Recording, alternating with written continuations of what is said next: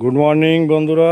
সকালবেলায় আজকে আপনাদেরকে আমি কদিন আগে যে আঙুরের চারাগুলো বসিয়েছিলাম সেগুলোই দেখাবো। দেখুন, এটা হচ্ছে বাইকুনুর।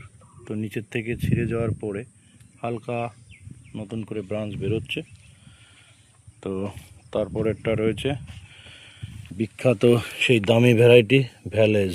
হ্যাঁ, তো ভ্যালেজের মোটামুটি দেখতে পাচ্ছেন এই পরিস্থিতি।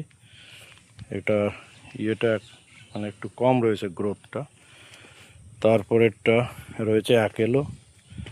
দেখুন, অ্যাকেলোটা সব থেকে বড় হয়েছে বন্ধুরা, একদম মানে দেখতে পাচ্ছেন পরপর পরপর দিয়ে যেগুলো রয়েছে তার মধ্যে সব থেকে বড় হয়েছে অ্যাকেলো। এই যে দেখুন, মোটামুটি আমার সেম সেম হতে চললো। তারপরেরটা রয়েছে,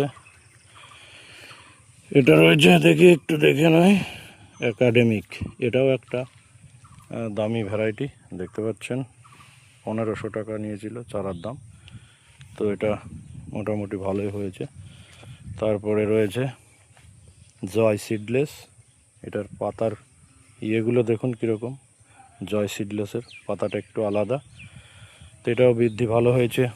তারপরে রয়েছে আপনার গ্রিন লং, দেখতে পাচ্ছেন গ্রিন লং, এটাও মোটামুটি ভালো হয়েছে।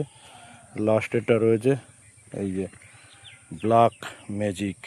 ব্ল্যাক ম্যাজিকের উপরের দিকে কিন্তু মনে হচ্ছে যেন কালারটা একটু আলাদা।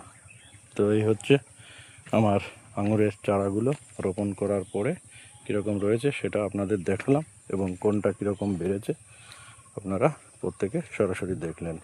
ঠিক আছে বন্ধুরা, থ্যাংক ইউ।